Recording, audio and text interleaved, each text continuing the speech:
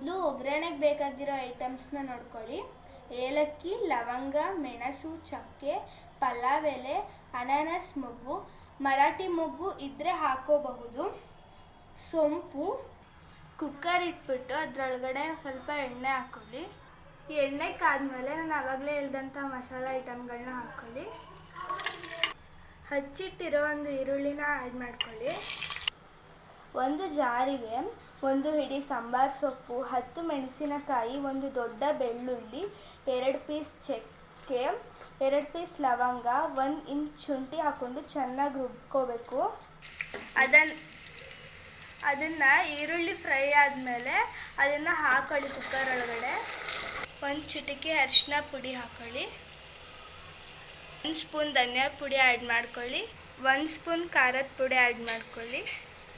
ರುಚಿಗೆ ತಕ್ಕಷ್ಟು ಉಪ್ಪು. ಕಟ್ ಮಾಡಿ ಇಟ್ಟಿರೋ ಒಂದು ಟೊಮೆಟೊನ ಹಾಕ್ಕೊಳ್ಳಿ. 2 ಸ್ಪೂನ್ ಕರ್ಡ್ನ ಆ್ಯಡ್ ಮಾಡ್ಕೊಳ್ಳಿ. ಈ ಗ್ಲಾಸ್ ಅಳತೆಯಲ್ಲಿ 3 ಗ್ಲಾಸ್ ಅಕ್ಕಿ ಹಾಕ್ಕೊಳ್ಳಿ.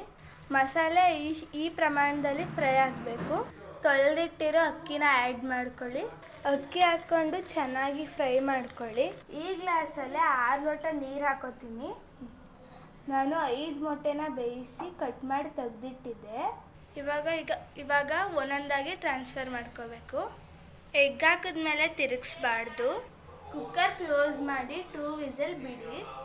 ಇವಾಗ ಎಗ್ ಬಿರಿಯಾನಿ ರೆಡಿಯಾಗಿದೆ. ನೀವು ಮನೆಯಲ್ಲಿ ಟ್ರೈ ಮಾಡಿ. ಇಷ್ಟ ಆದರೆ ಲೈಕ್ ಮಾಡಿ, ಕಮೆಂಟ್ ಮಾಡಿ.